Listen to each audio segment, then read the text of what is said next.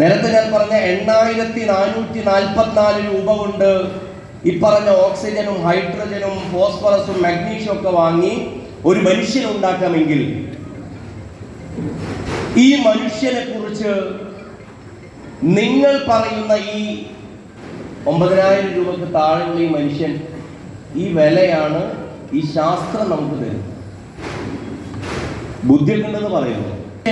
എന്ന ഒരു സംവർഗത്തെ, മനുഷ്യൻ എന്ന് പറയുന്ന ഒരു ജീവിവർഗത്തെ ആദരിച്ച ദർശനത്തിന്റെ പേരാണ് യഥാർത്ഥത്തിൽ ഇസ്ലാം എന്ന് പറയുന്നത്. ഏറ്റവും തൂക്കമുള്ള മനുഷ്യനെ എടുക്കാറുള്ളത് വലക്കത് കറംനാ ബനി ആദം, ആദമിന്റെ മക്കൾ, ആദമിന്റെ മക്കൾ എന്നാണ്. ജീവിതത്തെക്കുറിച്ച് കൂടുതൽ ഗാഢമായി ഓർക്കുകയും സംസാരിക്കുകയൊക്കെ ചെയ്ത മാസമായിരുന്നു റബീഉൽ അവ്വൽ. ഞാൻ ഈ ലോകത്തോട് മുഴുവൻ ഈ സന്ദേശം എത്തിക്കൂ എന്ന് പറയുമ്പോ അന്ന് അറഫ മൈതാനിയിൽ നിന്ന് ആ സന്ദേശം ഏറ്റുവാങ്ങിയ സഹാബി വര്യന്മാർ അഷ്ടദിക്കുകളിലേക്കും തങ്ങളുടെ ഒട്ടകങ്ങൾ എവിടേക്കാണോ തിരിഞ്ഞു നിന്നിരുന്നത് അവിടേക്ക് അവർ പോയി. മക്കയിലും മദീനയിലൊക്കെ വളരെ കുറഞ്ഞ സഹാബിമാരുടെ ഖബറുകളേ ഉള്ളൂ.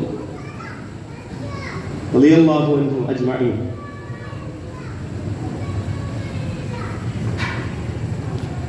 പത്ത് കോടിയുടെയും 14 കോടിയുടെയും ഇടയിലാണ് അന്ന് ലോകത്ത്, അതായത് നമ്മൾ പറയുന്ന പ്രവാചകൻ സല്ലല്ലാഹു അലൈഹി വസല്ലം 1500 കൊല്ലം മുമ്പ്, അതല്ലെങ്കിൽ 1440 കൊല്ലം മുമ്പ് വഫാത്താകുന്ന സമയം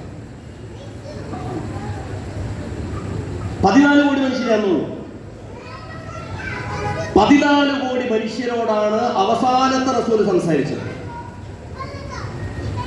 നമ്മൾ സംസാരിക്കുന്നത് അതേ ഇസ്ലാമും അതേ ഖുർആനും വെച്ച് എത്ര പേരോടാണ്? 850 കോടി മനുഷ്യരോട്. ഇനി നമ്മുടെ കാലത്ത് BC അല്ലേ, BCE, ലോകത്തൊക്കെ വളരെ 1 കോടിയിലൊക്കെ താഴെ മനുഷ്യരൊക്കെ ഉള്ളൂ.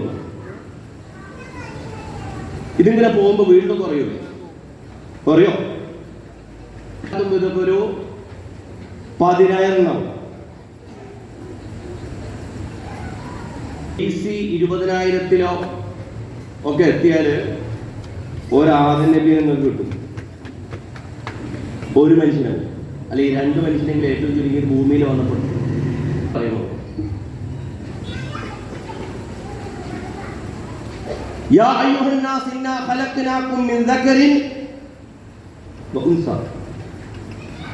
നിങ്ങളെ ഒരാണിൽ നിന്നും പെണ്ണിൽ നിന്നും സൃഷ്ടിച്ചു.